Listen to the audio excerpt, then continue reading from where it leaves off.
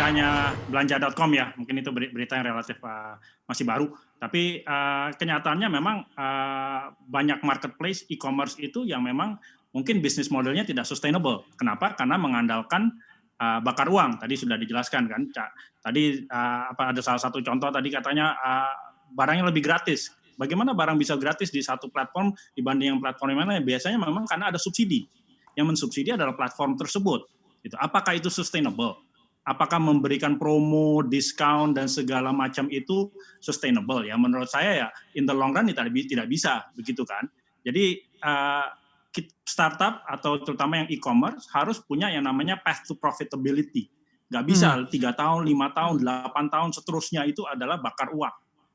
Atau memberikan promo, diskon, free ongkir dan sebagainya. Pada saatnya ya memang harus harganya mulai dinaikkan supaya menuju profitability. Kenapa? Karena yang dibakar itu uangnya siapa? Yang dibakar itu uangnya investor, yaitu adalah venture capital kita ini. Ya kita kan ada dana kita juga terbatas. Kita juga ingin lebih cek apakah ini bisa sustainable atau tidak. Kita tidak mau terus-menerus investor itu kasih uang ke startup kalau hanya mengandalkan uang investor terus untuk bakar uang. Pak, tapi Anda melihat di Indonesia banyaknya startup yang juga bermunculan. Apakah berapa persen sebenarnya di antara startup ini yang masih melakukan bakar uang atau mungkin belum profitable?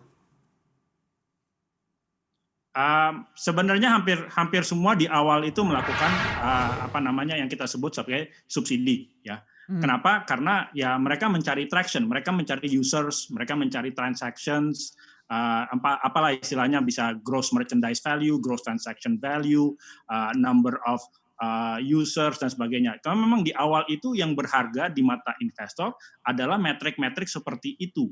Jadi mereka harus bisa membuktikan bahwa bisa mendapatkan users dan transactions yang grafiknya itu naik terus. Jadi itu di awal mungkin 3 tahun atau 3 atau 4 tahun awal itu memang wajar itu untuk melakukan itu. Tapi tidak bisa terus-menerus.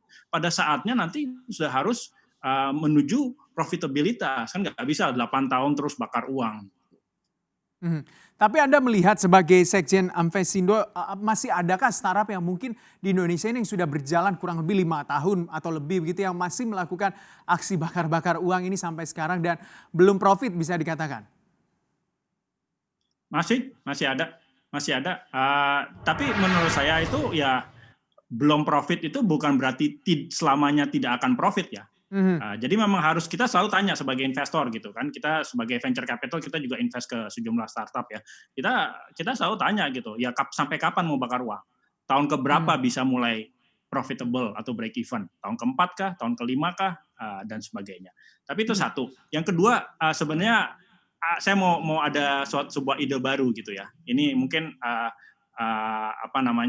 pemikiran yang belum terlalu banyak diulas, yaitu adalah bakar uang itu seringkali dilakukan bukan hanya untuk mendapatkan revenue atau traction, tapi juga untuk membunuh pesaing. Ya. Memang kita harus akui, e-commerce player itu banyak gitu. Mungkin 10 jari di tangan saya nggak cukup gitu ya. Banyak e-commerce players gitu. Apakah semuanya akan bertahan?